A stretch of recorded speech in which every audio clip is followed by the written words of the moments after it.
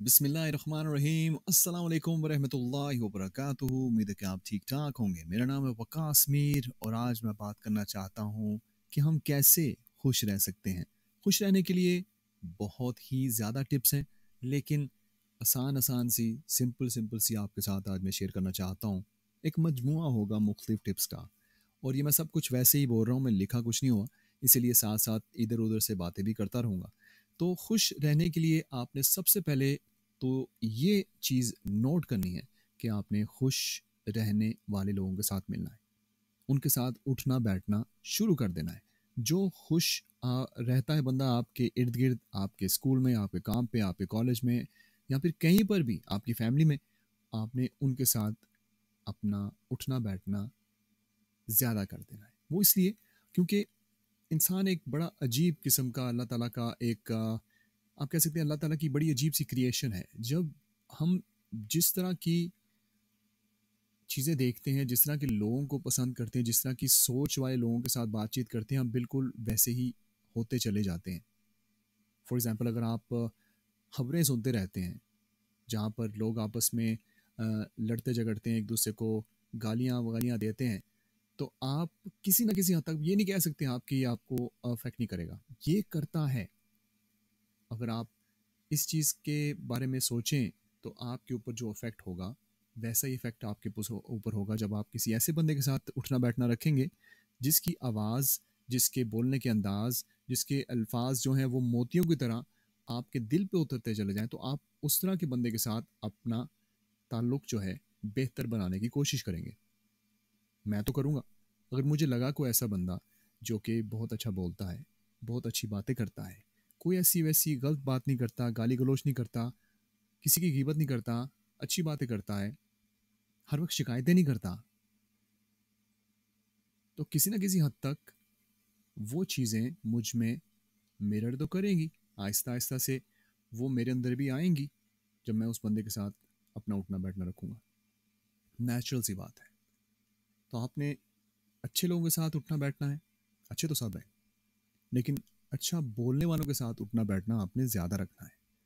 कोशिश करनी है कि जब आप किसी बंदे से मिलें, अगर वो गीबत करना शुरू करता है तो हिम्मत करके उसे कहें कि नहीं भाई, मैं ये बातें नहीं सुनना चाहता, अच्छी बातें करते हैं, कोई और बात करें, एक दूसरे को अहादीस सुनाएं, कुरान की कोई बातें सुनाएं। आखिरी बार आपने कब किसी के साथ कुरान की किसी आयत के ऊपर बात की है? की होगी। आप में से कई लोग इतने इंटेलेक्चुअल हैं सुनने वालों में से, लेकिन मेजोरिटी जो है वो नहीं करती। वो बस यही कहती है कि पाकिस्तान की पॉलिटिकल सीन में ये हो रहा है, आप कौन सी पार्टी के साथ हैं। अगर आप ज़रा कहते हैं आप किसी और पार्टी के साथ हैं और वो बंदा किसी और पार्टी में है, तो आपके अंदर वो पूरे का पूरा कनेक्शन जो है वो है ही सिर्फ पॉलिटिकल इस तरह की सोच के ऊपर कि आप ऐसे करेंगे कि एक दूसरे की गर्दन पकड़ लेंगे कि ये बंदा मेरी तरह नहीं सोचता। ये जाने बगैर कि हमारे दरमियान एक चीज़ ऐसी मुश्तरका है जो कि हर एक चीज़ से ऊपर है, और वो है हमारा दीन।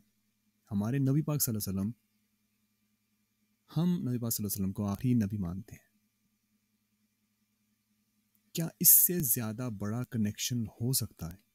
और उसके बावजूद इतनी गलत ज़ुबान इस्तेमाल होती है आपस में मुख्तलिफ पॉलिटिकल पार्टीज़ के जो फॉलोअर्स हैं उनके बीच में, कि बंदा सोच नहीं सकता कि ये लोग किस तरह इकट्ठे होंगे इस्लाम के एक झंडे के नीचे, जबकि इन्होंने अपने अपने झंडे बनाए हुए हैं।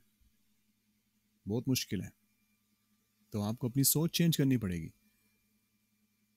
अपनी पॉलिटिकल एफिलिएशन चेंज करें ना करें, लेकिन आपको अपनी सोच चेंज करनी पड़ेगी। जब किसी गरीब से बात करें, किसी ऐसे बंदे से बात करें जो कि आपकी जैसी सोच ना रखता हो, तो आपने अपनी ज़ुबान को गंदा नहीं करना। और आपकी ज़ुबान से गाली निकलेगी ना, तो वो आपको रिफ्लेक्ट करेगी, वो ये बताएगी कि मैं इस तरह का इंसान हूँ। बंदे को गुस्सा आता है, जाहिर सी बात है, कई दफ़ा आपको गुस्सा आएगा, ऐसी सिचुएशन में आएगा जब आपका दिल करेगा कि अगले बंदे का सर फाड़ दें। लेकिन जाहिर सी बात है, ये एक इंसानी फितरत है। बंदे को गुस्सा आता है तो बंदा का दिल करता है बंदा अगले को थोड़ा सा नुकसान पहुंचाए। लेकिन मैं यहाँ पर बात कर रहा हूँ खुश रहने की।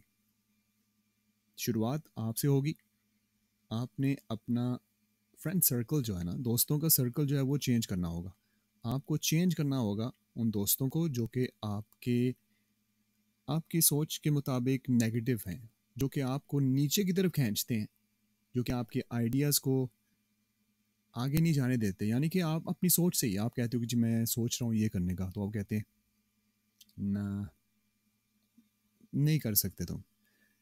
तो असल में वो अपनी हद बता रहे हैं, वो अपनी हदूद बता रहे हैं कि मैं यहाँ से आगे नहीं जा सकता।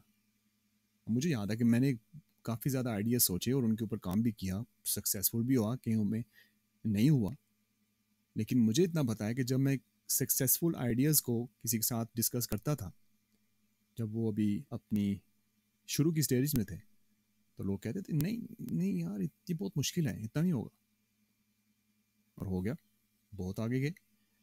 तो आपने अपनी सोच को, अपने आइडियाज़ को सिर्फ और सिर्फ ऐसे लोगों के साथ डिस्कस करना है।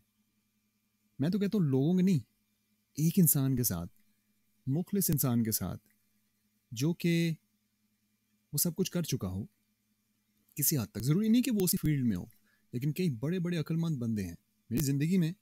ऐसे ऐसे कमाल के लोग हैं कि मैं सोच नहीं सकता कि अल्लाह ताला ने कितना कितना करम किया है मुझ पे, कि मैं जब उनसे कोई बात डिस्कस करता हूँ तो उनको किसी चीज़ की कोई ऐसी लालच नहीं है, क्योंकि वो खुद इस मकाम पे हैं कि वो सक्सेस चख चुके हैं।